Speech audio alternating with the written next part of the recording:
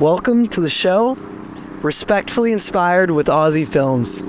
The goal is to inspire people, but I also want it to have this comedy overlay, just a nice easy feeling.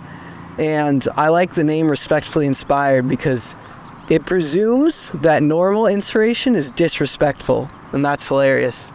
And enough talking, I'm here with my guest, Lukas Kook.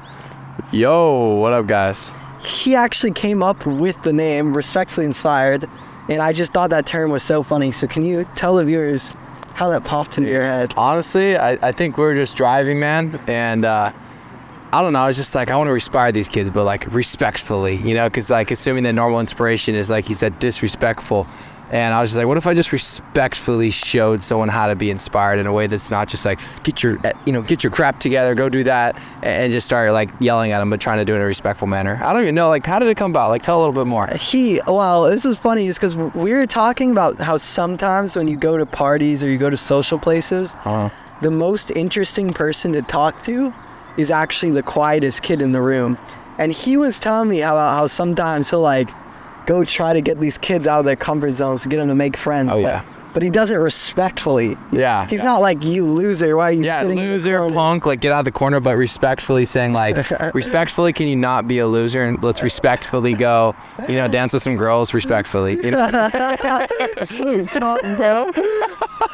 many respectfully did you guys count there? Probably too many. Yeah, I mean, it's a funny concept, but I thought it would be fun for me and Lukas to do a little segment where we give you some examples of disrespectful inspiration and respectful inspiration.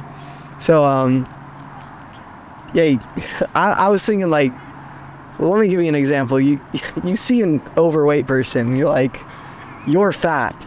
Now that's disrespectful. It's true. But it might get them to go in the gym, so it could be inspiring. It's disrespectfully inspiring in a way. Kind of just... Whereas the respectful inspiration would be breaking down eating, what it's done for lay us. off the cheesecake, buddy, maybe not like that, but maybe replacing their stuff with carrots and just being hey, let's just get you a little healthier day by day, but showing them and inspiring them in a way that's not just, hey, fat ass, get off the couch, put down the cheesecake and let's go, come on, buttercup, and we try not to do that. Respectfully, yeah, damn. I'm really curious how you as listeners, if this is interesting at all or if it's just wild, but we're going to move into a much more deeper topic and much quicker, which is my friend here. I don't want to hype him up too much. You probably, on the internet, you probably have amassed 100 million views. Would you say that? Oh, yeah. Yeah, 100, definitely. This guy's amassed 100 million views, and some of his biggest videos include taking strangers on dates, going on dates with girls he's met from the beach, taking a girl skydiving. Oh, yeah. And he's done all these things, and he's remained a virgin by choice. That's right. Can you explain to the viewers, why are you a virgin? So, I'm 22, right? I mean, it's not I'm 16. You should definitely be a virgin by then. But growing up in high school, I was always seeing people, they're like, yo, I lost my virginity. And pretend you're one of the boys. Yeah, bro, it's okay, cool. What did you just accomplish? And in my head, I was like, man, maybe I should be losing my V card. And to be honest, I tried, but God had other plans. I totally fumbled the bag 3 times in a row. And that's a story for another day. But with that being said, I wanted it so bad, and for me personally, I follow the Christian faith, and being so close with God and having a relationship with the Lord is honestly holding me back from wanting to do those things, because at the end of the day, I'll keep it short here, but at the end of the day, yes, it feels great. Yes, it's going to be awesome. Oh my gosh, I had sex, but it's what now? If your goal is just to play around your whole life and you don't want kids, you don't want depth, you don't want meaning in any of your life, and you're just fine with just shallow level connection, shallow level sex, and that's it, then so be it. To each their own. But for me, I want a wife, I want kids, I want to grow a relationship with someone and spend my time getting better with one person rather than throwing myself around and giving my parts, giving that level of me up to someone. Because once you like, that's the closest you can possibly humanly be, is literally inside of someone. And for people to say it's casual just blows my mind. Like, there's no way you don't walk away and you can't just poof, all gone. It's like you have a part of that person, whether you believe in God, whether you don't, you're stuck with that forever. And I've seen it just destroy and rip up some of my friends, especially those who come to faith. But I have a couple areas to jump in. I want to bring up the first time me and Lukas met. We were sitting in a car, and I was kind of telling him about this deep thing with my girlfriend at the time, and he had told me, and this stuck with me forever. This is how I knew I wanted to be friends with Lukas, is that he told me, when I see a girl, I don't even like see their outside, I just see straight into their soul. And it's like, whether I personally don't believe that you can get to 100% level where you take no outside influence. And what I mean by that is that, like, I don't think you can get to a point where you see someone and they have nice cake and you just don't look at the cake. And I don't think you can get to a point where like you literally are just seeing someone 100% for their soul. But I think that when you said that striving to see someone 100% for their soul is the best life you can ever live. And I think it's not just for romantic relationships, but it's for friendships too. And it's like, I mean, if you think about how we grew up and being in high school, like, you tend to hang out with the people you look like, the people who do the same things as you. And being Christians, it's like we're trying to lean into seeing people for their souls. Right. And he was the first person who ever brought up that idea of like, when I look at a girl, like, I'm just trying to see their soul. And I think that is like, I think it's such a beautiful thing, bro. It is. It takes practice. Especially as men, it's our nature to be attracted to these things. I mean, we are naturally more like driven by our eyes in terms of, oh my gosh, you're with your boys, like, you're trying to be good, and you see a nice girl walk by, like, you'll sneak them doing a couple of these. Like, next time you think that you're in like a solid Christian group, like, we're all human, like, we'll still.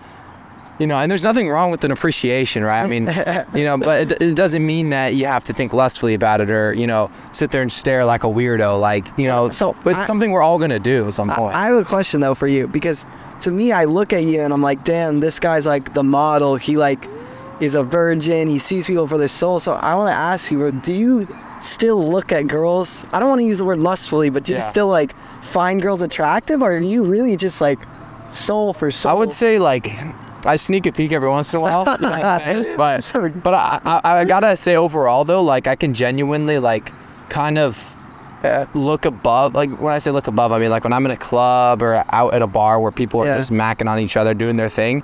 Like, I'll kind of look around and I kind of notice who's looking at me, but I don't feel like especially at this country bar I go to, like, every girl's there to show their butt, right? They have these short shorts on, and I'm kind of like, you have to look at their feet, because I'm like, I don't know what the hell I'm doing, so I'm trying to like, over here just dancing and trying to like learn how to do what they're doing. And I genuinely don't even care to look at their butt, even though it kind of looks, because I'm like this, like looking down, and everyone kind of looks at their feet, but I'm sure there's dudes that go, oh, that's a nice, look at that one. But like for me, I feel like I'm past that point to wanting to do that. It still happens, like I'll appreciate, oh cool, but it's more something that happens just like very occasionally. For the most part, I just don't care enough unless their personality attracts me and I'm gravitated towards them for that.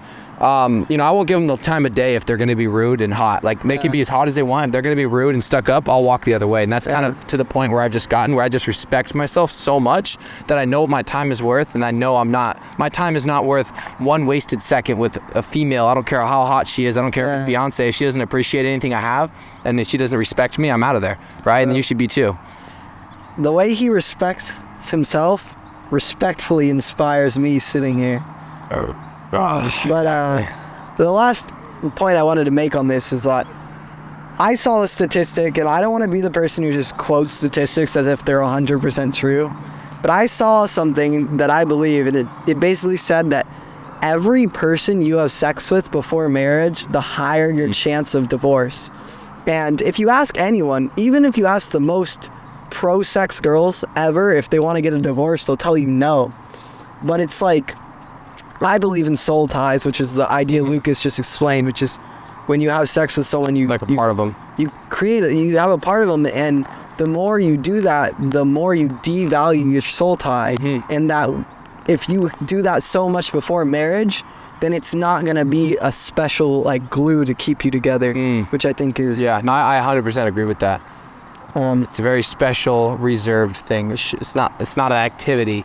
Shout out to my brother who says, it's just an activity, bro. It's like going to the gym. I'm like, no, it's stupid. It's not. I mean, it's a workout, but still. Like, you just... Not the right kind. Just disrespectfully inspired you, brother. Yeah, terrible. All right, well, moving on to the next topic.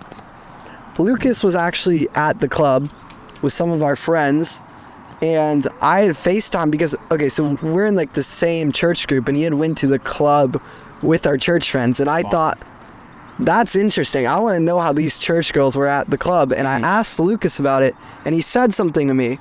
He said, I will not talk about these people behind their backs, and I thought that was just such a respectful thing to say.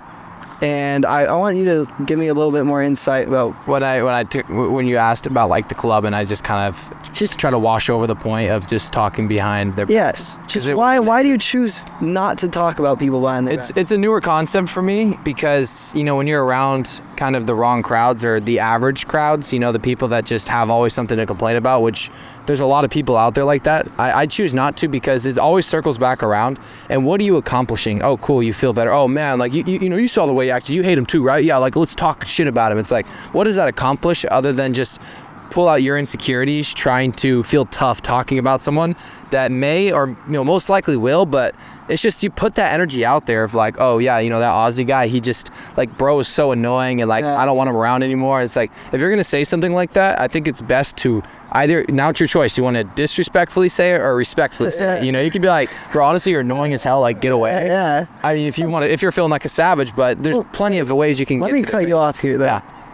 It sounds rude what you're saying, but if someone were to go tell people behind my back, like, Ozzy's podcast sucks, he's annoying, and say all these things behind my back, I would be way more annoyed than if they just sat right here and said, like, hey, bro, I think your podcast could be better. Like, well, that's the respectful way. Yeah, it's the respectful way, but I think that saying something to someone's face generally is the respectful thing. Yeah. And to add on to that, when someone talks a bunch of shit to me about someone else, that makes me think that's the type of person who's going to go talk about shit about me to someone else. Yep. It's because it's, I mean, that's just like, it's a reflection of their character. And to think that you're being excluded, you're the one who they share all the drama with, and you never piss them off. And that's so true. And I know you guys all have someone like that. We all do. Or people that hop in your car and you're talking with them, and you just hear people just talk straight crap all day long. You're just like, I wonder what they say about me. You know, you don't want those people around you. I'm a big quote guy. And one of the quotes that I read a long time ago that stuck with me forever, like I think about it every day, it says, small minds talk about people, medium minds talk about things, great minds talk about ideas.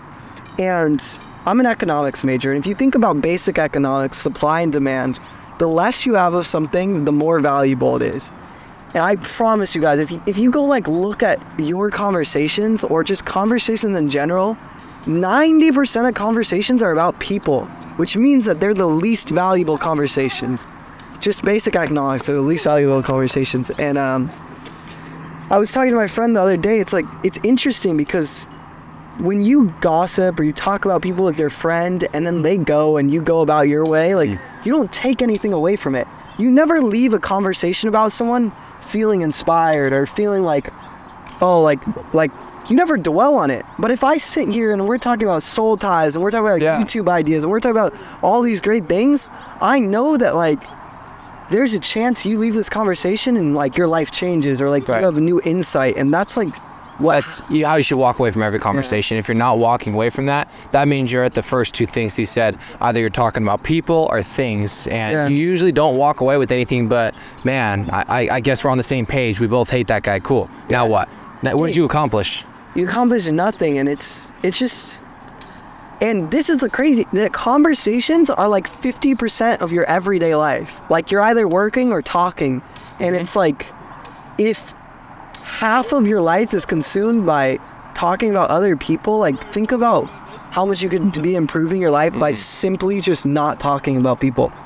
And I want to put an disclaimer on this. If you're saying good things about people, good. Keep going. Keep saying great things about people. Yeah, always say great things about people behind their back. That's, or to their face, obviously. But if you do catch yourself craving a good talk behind someone's back kind of thing, yeah, just say good things. Like, it's really hard. You probably won't have much to say, especially if you don't like the person. But if you do, you'll have lots of things to say. But that's a good practice to kind of swap in. It's really hard. I mean, no one wants to talk good. Like, yo, bro, like that girl that we were hanging out with, like, coolest person ever. I hope she like has the best day. And it's like, you don't hear that. Oh man, she was annoying. I couldn't wait for her to leave. I couldn't wait for this or that. It's just, most people have just negativity to say. I think the reputation of being someone who talks good behind people's backs is one of the best reputations. Oh yeah, I got a little taste of it. I was talking about, well, I know recently, a week ago, I was talking about one of my good friends. Shout out to Ashlyn.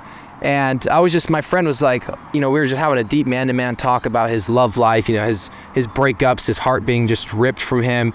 And then I was like talking about one of my friends, and she's been a really good friend to me. And I was like, yeah, Ashlyn, like, she's like one of my good friends. I can tell her anything and this and that and that. And I just spoke so much good about her, right? And she wasn't there, obviously. Yeah. Next thing you know, she calls me tomorrow and she's like, hey, Max, just told me that you said all these great things about me. Like, thank you so much. And it's like, rather than, hey, Max told me you said this, like, we have a problem, or like, I thought we were good, you know what I mean? It's like, it was I was like, whoa, like, I just talk like good about her behind her back. Oopsies, like, but it was such a good feeling that I never knew.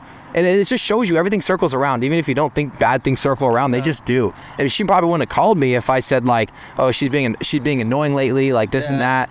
And next thing you know, she just holds resentment, and then you just rip each other apart without even knowing, just because you wanted to fill your own temporary ego of, oh man, I feel good talking bad about this person behind their back. It serves no purpose.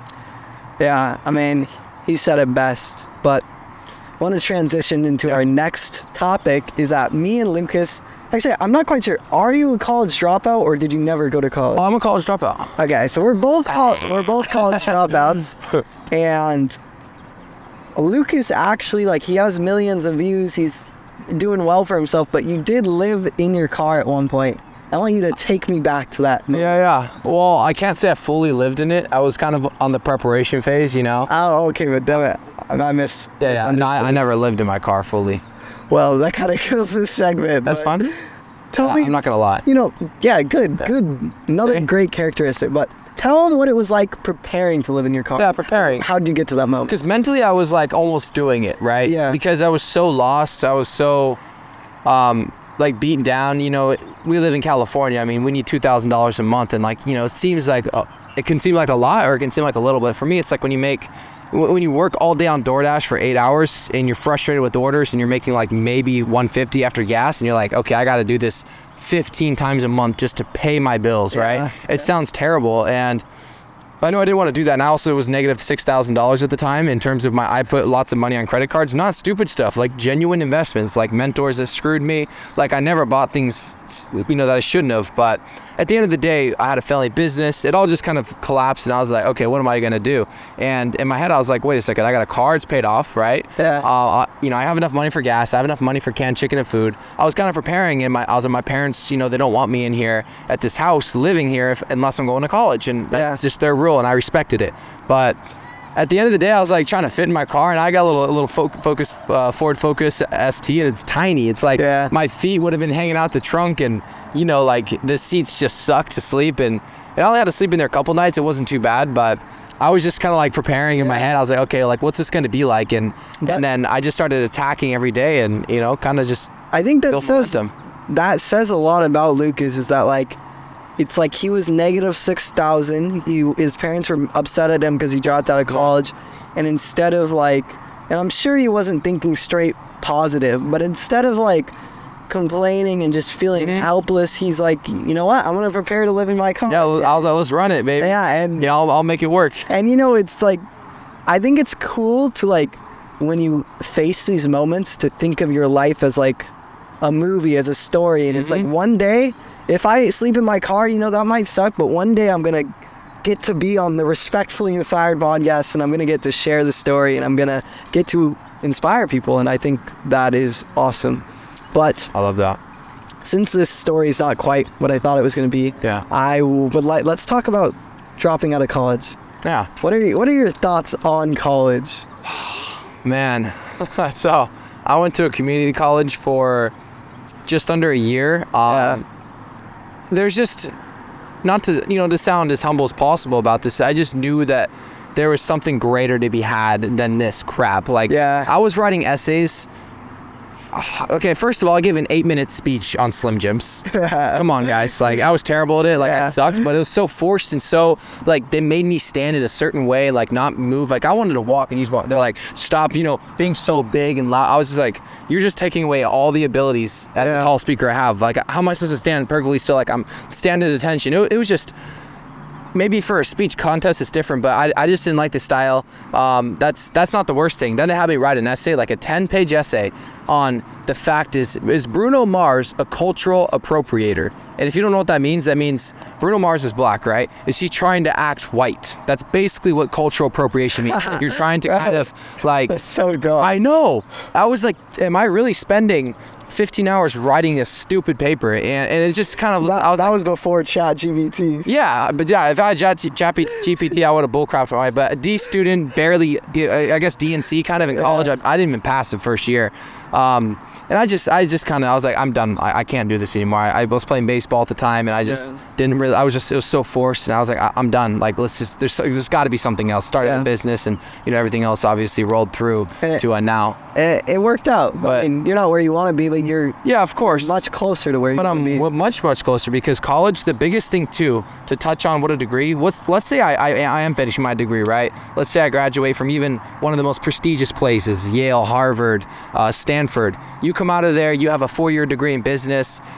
Here's the thing. First of all, you're listening to someone that has never ran a business, because if they ran their own successful business, why would they be there being a professor? Why are we learning how to run a 7, 8, 9-figure business, a successful big business, from someone that's never actually ran a successful business themselves, versus the people that you can listen to online that run 8, 9-figure businesses, have Ferraris, Lamborghinis, and all these crazy cars. I'm not saying that's a success, but like, if they have like 10 of these cars and a big house and they make money and they have a successful business, why would I want to listen to a professor over them? And they're free, and a professor's going to sink you $100,000, $200,000 in debt. And then you have this piece of paper that gives you validation, thinking, oh, I'm smarter than, oh, you don't have a degree? I got one, I'm better than you. And then it kind of locks you into this ego of, oh, I feel like I know everything because I got a degree. And you probably do know a good amount of things, but at the end of the day, the best way to learn things, and the only way you're going to learn things, is by experience and allowing yourself to learn things. Because once you get to that roadblock of, oh, my ego's just said, oh, I got a degree, I'm better, I'm smarter, I'm making $100K a month, or $100K a year, I'm chilling, you're kind of done for. Like, you've peaked. You're stuck, and then you're going to trickle downhill, rather than every day, oh, I'm not smart, oh, I have $1 million in the bank, but I'm not smart. And you just keep stacking and stacking. He touched on something that I remember before I went to college, and even while I was in college, people would tell me all the time, like adults would talk to me thinking they were like saying something nice to me, and they would say, bro, enjoy it. College is the best 4 years of your life. Right. And they would think it was like a nice thing, like they're giving me advice to enjoy college, but I'd be like, what do you, like this guy's a 50-year-old, and he's telling me that, like, he peaked when he was 20. Yeah, like, that's true. A lot of people say that. They say college is the best years of your life, and it's like, it's not to hate on those people, but it's like, you really went through college, and then every year ever until you're 50, like, was just downhill. I don't want to live that life. I think when you catch people saying, remember when, and that's all, I'm not saying there's no good times to say that, but when you hear people say that a lot, you have to understand that they've peaked wherever those remember wins were. Like, I don't care if I'm 50, bro, I don't want to peak. I want to be like, yo, when I'm 51, I'm going like and doing the craziest thing of my life, and that's the peak. Okay, cool. Next peak. Yeah. You keep climbing those mountains, baby. Every year better than the last. That's like, the goal. I can't stand when people, oh, I peaked at 24 and it's just all downhill. Like, what a loser mentality. I'm sorry. Like, that's awful. I agree, but more so, Lukas dropped out faster than I did, and I don't want to make it sound like it's one bright road and one dark road. The truth is, taking this entrepreneur path, taking this YouTube path, podcast path, in a way, it's certainly, they say success is a lonely road, and I've met the most valuable people like Lukas and my other friends that are extremely valuable, but it is a lonely road. Like, I remember being in college, and I could just walk outside my dorm and just be surrounded by people my age, and just always have interactions, always have people to film with, to talk to. Always being on the same path as them too, because you're doing school and all that. And that's what I love. There's a story, Elliot Bisnow, he's a guy I look up to, where he talks about what made him drop out is he was on his way to class and he's walking with like 5,000 other kids to class. And he's just like, bro, I'm doing the same thing everyone else is doing. And he literally just turns around and starts walking the other way, and he never went back to school. That's crazy. And I didn't even know that. And it's such a good like metaphor, because even though I haven't had monetary success, I haven't had a bunch of subscribers or made a bunch of money, I was on my campus the other day and I just had this overwhelming feeling that I made the right choice, because all those kids who are my age were just going the same way. And I just was like, hey, I'm not making a living yet, but I know that I'm doing something different. And that felt good, to be honest. Yeah, I mean, it's not for everyone though. Some people enjoy doing the same mundane things, and there's just certain people that enjoy other things. I want the best this life can offer, because you only get one shot at it, so. And actually, that's a good point too, is that I think YouTube is the most desired job amongst kids now. And it does make me kind of sad, because I think that people are starting to be motivated by the wrong reasons. They see these lifestyles, the possessions, the cars, the money, the girls, and it's like, bro, if you are motivated by that, and a lot of kids are dropping out for that, and a lot of people are pursuing this career for that, you're gonna be broken, so disappointed one day. And that does kind of make me sad, and it makes me question myself. I gotta really question myself like quite often to make sure that that's not me. Yeah, gotta make sure your heart's set on what you want. And if you want materialistic possessions and that's your end goal of success, I'm gonna bust your balls here. You're gonna be very, very, very disappointed. No matter how bad you think that's what success is, it's ultimately not, because it doesn't matter. Yes, if you cry in your Ferrari, I guess you'd rather cry in a Ferrari than a Corolla, right? That, you know, everyone says that, but at the end of the day, why not have a Ferrari and be happy? Why not have these things and be happy and build up the base to that happiness, and not set yourself up for, oh, if I don't have this much money, I don't want to do it anymore, you know? Because it's always going to be ups and downs in business, and it's not easy. You have to do something that feels your heart, that feels good, that feels like something that you're put here to do. And if it's just empty, you're not going to go anywhere. So, on this topic, something Lukas has had that I haven't is millions of views.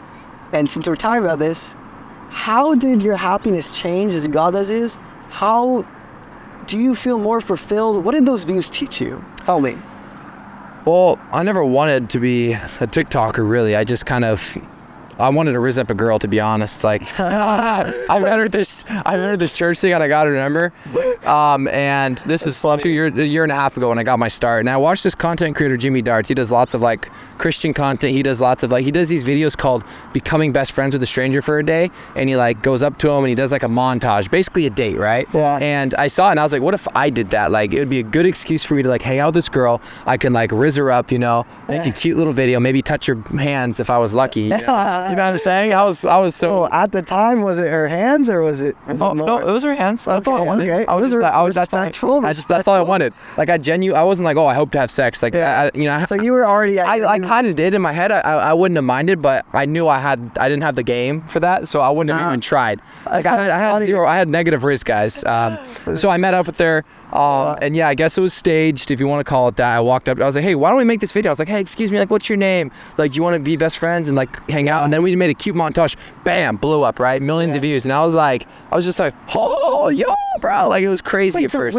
So this is one of your first ever. This is my first ever like viral, I guess, like, 60th video. 60th video. Oh, so you were grinding a little bit. It was the first one I took serious. But yeah, before that, like, no one sees the probably 30, 40 plus hours of research that went into just hunting my For You page, hunting what works, what doesn't. Because when you tell this story, you kind of made it sound like you just made the video. No, it wasn't my first ever video. Oh, okay. Yeah. He had been grinding. But it wasn't really like serious grinding. It was more like just, oh, me and my brother are going to get food. Watch this. It was just kind of dumb shit that you knew wasn't going to go viral. Personal TikTok. Yeah, personal. It was all personal. And then you did that video. And then I did that, and I got 4-point-something million views, and I saw it, and I was just like, it was like a dopamine hit. Yeah, bro. It was huge. I was like refreshing. I was like, oh, 99 plus. Oh, 99 plus. And just getting blasted. And it lasted for maybe 4, 5, 6 months. My first 6 months, I wasn't making any money. I was still like broke as heck. You're riding a six. Like I was still broke as heck. But like I had a few other videos pop off too because I repeated it. But eventually my views died for like 2-3 months at a time, and I also found my way to God even more, and I just started to realize, like, genuinely, if I post what I like and the people that are commenting are meaningful and I have a good connection with them, it could be 5 views, it could be a million, 10,000 views, 5,000. Like, I'm not chasing those numbers anymore because I felt emptiness after I started. Like when it went down, it's like my self-worth went down a little bit, like, not even gonna lie. So it's interesting because I see a parallel in something in my life, is that I was actually in a frat at my college, and I remember all those kids were drinking and they were partying and they're doing hookups, and I stopped doing those things. I stopped drinking, I stopped doing those things, and I started working, and I felt this high of like, yo, those kids are kind of wasting their life and I'm pursuing my dreams. And you also felt like you wanted it a little bit too, right? What do you mean? Like you wanted it back? Like, why shouldn't I do some of that? Like, did that sneak in there? Oh, well, that was there before I had this change. I'm talking more after. So I joined the frat, and I did want all those things because of course. That's why you joined the frat. I mean, come on, you want some poop-tang, in there. I mean, that's why you joined a frat. But I'm saying I got to this point where I stopped doing those things. I stopped drinking. I stopped pursuing girls, and I started working. And it felt great because I felt like these kids were wasting their lives and I was grinding. And I was posting videos and I felt great about myself. And then I got sick one day and I couldn't post videos. And I wasn't in school and I found myself so unhappy. And I realized that I put my value, I thought that I was doing this great thing by not drinking and not doing party culture. But the truth was that I just moved my value from one bad thing to now my value was into working. And that's not a bad value, but you don't want your self-worth in anything but and in what we would say is your relationship with God. But you're right. But even just at the very little, your relationship with people. And I like to describe it as like, you don't want to build monetary wealth, possession wealth, you want to build soul wealth. That's great. When you die, no one's going to say, Luke, you don't want people to go to your funeral and say Lukas Kook. He has a lot of followers. Hit 14 million views on his first date. You want to say Lukas Kook was there for me when I was sad. He was the light in the darkness of our lives. He was. Lukas Kook inspired me. Right. And it's like, so I think about that and I'm like, I want to be someone who works hard. I want to be someone who has a successful podcast. I want to be someone who has a successful YouTube channel. But what I really want is I want to be someone who makes people feel important. I want to be someone who, at their eulogy, they're talking about my soul wealth. Key word, the soul. Yeah, how did I treat people? Not your stuff, not your Lamborghini, not my money. Accomplishments. None of that matters at all. That's good, man. I was going to touch on that. You nailed it. That's about it, bro. Like I was literally gonna say that. You explained it better than I could have with soul wealth, because everyone thinks success is wealth, and that's just the bottom line of success. I mean, I guess it's deep if you want to think about it this way, but when you're on your deathbed and you look back and you're like, how did I make people feel? How do people remember me? How do people perceive me? Did they perceive me as some rich asshole that did nothing but glorify myself? Or did they perceive me as someone that had money but just, hey man, like come for a ride in my Lamborghini. Hey, see a kid that's smiling watching your beautiful car go by and you're like, hey, let me just stop and let him rev it. Like, let me just see how I can brighten people's days with the blessings that I've been given. And that's it. That's the meaning of life. It's interesting. Like, you guys probably know Gary Vee. He's like a huge finance guy, tens of millions of followers, and he just sent Lukas a DM out of the blue. He said, keep going, or keep it up. And I thought that was so cool because, awesome. Like, that guy is extremely busy.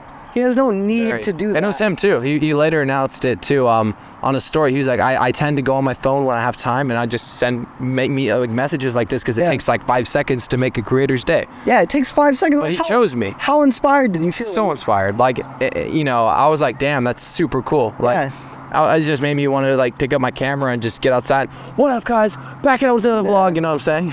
And so, like, guys, I mean, we're not Gary. I know you're not Gary Vee. I'm not Gary Vee, but every day you have these little opportunities where it's like you can take the extra 2 minutes to brighten someone's day. Like, even like little things, like when I'm driving and someone wants to cut in front of me, I always let them do it because it's gonna add 10 seconds to my trip. But I know that they really needed to get in and they're gonna feel relieved and feel like damn, this was a nice moment. And it's just like, that's like something where it's like, that person will never know me. They will never see my face, but I feel like I'm building soul wealth. That's like the small, you're right. Like, that's such a minuscule example when you think of it on the large scale. Yeah. But really, if you do that over and over, what happens when you see someone at the airport that looks like he's stressing, biting his nails? Hey, man, like, my whole, come up in front of us. Like, you just never know what that could do to someone. It's like, it's the practice, because the more you do some sort of habit, the more you become like the person that you want to become, and the more you reaffirm that identity. So even if it's that small and it's like, oh, it's so stupid, it's meaningless, but at the end of the day, you're reaffirming the identity by making it a habit of being that type of person that you want to become, not the stingy one that says, oh, I'm not letting you in, cutting people off, or you see someone struggling and you just don't want to bat an eye, or someone tries to talk to you, you just completely ignore them, or you're like, I don't have time for this. People like that, they build an identity around that, and you can't just go like that and go, oh, now I'm the type of person that wants to give all of a sudden. It's something you have to work up to and build habits day in and day out, and become that type of person. Yeah. So it's not just a one-off action. So that's why great example there. I love it. So we're going to wrap this up soon, but I want to start this thing off, and I might change it because this is my first podcast, but the idea is that the guest will say a word, and then the next guest who won't know Lukas, or maybe they will know Lukas, but they won't know, he will say a word, and they will have to create a story around that word. But since he is the first guest, I'm gonna give him a word, and he's gonna give me his craziest story or most interesting story that comes from that word. And my word for you is water. Water? Water. I know you jumped in some fountains and done some crazy things in water, so. Ooh. I got a couple one. I was actually thinking of surfing first. Okay, so you guys, this guy got me stumbling over here. Even I stumble, but water. Hold up. Let me disrespectfully inspire you really quick. Yeah, please. Be a better talker, you bum. All right, thank you. I needed that. I appreciate your feedback, punk. Anyway, I gotta say, I've done one where I've jumped in a fountain. It was a public fountain, and everyone was like staring at me like I'm just an idiot. And I had a pool floaty. I was like, pool party, and everyone was kind of like cringe, but I was like, who cares? I'm having a good time. And then some people joined, but the one that really came to mind was when I was surfing. I was just learning, and I almost got like slammed into these rocks, and there's this jetty that like sucks you in, right? Yeah. And the water was 4 feet deep. And mind you, I'm a tall dude. I could easily put my feet down, but you know why I didn't? I was ready to get slammed against the rocks because I didn't want to put my feet down because there's stingrays down there. Oh. And then a lifeguard had to come save me and pull me out. Oh, and saved on yeah, don't judge me, dude. Come on now. Yeah, tell them how tall you are. I'm like 6'3", right? And the water's 4 feet deep, and I was paddling, and I was like, and then they kept sucking me in, and then I didn't realize that. And the jetty was right there. It probably wouldn't have like slammed me into it, but it would have probably washed me out to the big waves. Yeah. And I was like such a noob. I couldn't even like ride my surfboard right. And then the lifeguard paddled out, and then he was like just standing, and he was just like looking at me, like kind of. I was like, yay, kind of like flopping on my board. Yeah. I would not put my feet down. So yeah, I got saved by another man in the water. So that's kind of that's so weird. Beta of you. I know, it was a very beta move. I was like just sitting there like this too. I was just like you should have just died in the fall. I should have just because then he wouldn't have been. I felt bad. Like you got dominated. Yeah, he really grabbed me. He was like, "Come on, buddy!" Big old biceps pumping, just yanking me out. He's like, "Yeah, get away from that jetty." And then when he got on the sand, he pretended to be drowning so he could get mouth to mouth. Oh yeah, exactly. Yeah, I waited for the girl tower, not the guy tower. Sandlot. Yeah, I remember that. Yeah, the first lifeguard came out, it was a dude, and he's like, oh, I'm fine. And then he starts flailing, and the chick lifeguard comes out, and he's like, yeah, sorry. That's actually not a bad idea. For all you non-rizzers, you got to try it. Yeah, of course. Yeah. I know that's it. It's been a while, but I know what you're talking about. Anyways, yeah, I'll throw in my own water story, even though that's not how this segment goes. It's just kind of a wholesome story. If you guys, there's this thing called bioluminescence. If you guys don't know what that is, it's when we live really close to the beach. I live like 5 minutes away from the beach. And like, it's completely random. It can be once a year. It can be once every 7 years, once every 14 years. But it had never happened in my lifetime. But in my local beach, these plankton come and they like migrate. And plankton? Yeah. Were you there for the bioluminescent? Where it makes the water all blue? Isn't that the guy from SpongeBob? Okay.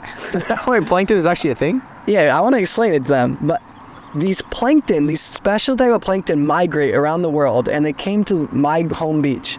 And when you make motion in the water, it starts to like glow neon blue.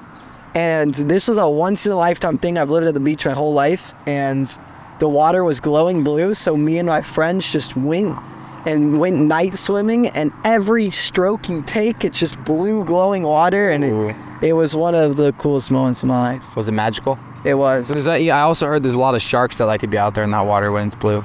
Oh. Yeah, they eat the plankton. They go, yum, yum, yum. So you're basically shark food out there. Yeah, I don't know. I swam in it too, but it was a good. It was a cool experience. It was nice. All right. Beautiful. Anything, last words? Promote your stuff on my 0 subscriber podcast. All you 0 subscribers, listen up here. So if you want to follow me and help your boy out, it's luke.kook on TikTok, and then it's lucas.mayfiel on Instagram. And if you really want to help me out and actually like learn how to be confident, so you can talk, he's a bad example. He sucks at talking, but right? That's disrespectful. No, I'm just kidding. He's really good. But if you guys want to learn how to become more confident, I actually built a course on Discord. Yeah. If you go type in discord.gg / it's paid. Oh, it's free if you want the bare minimum. There's a free version, but it's like if you just want stuff for free and you just want handouts all day, don't even follow me, okay? I don't want that. I want someone that actually wants to take control of their life, and it's only fair that I get my commission for actually putting my heart and soul into something. So anyway, discord.gg / confidence, and that confidence is spelled with a K. So yeah, now you guys know where to find me. All right, that's the end of it, no? That's it. Oh, my leg. Dude, calm me down, bro. That was good. That was a good little potty. Yeah, not bad at all. No.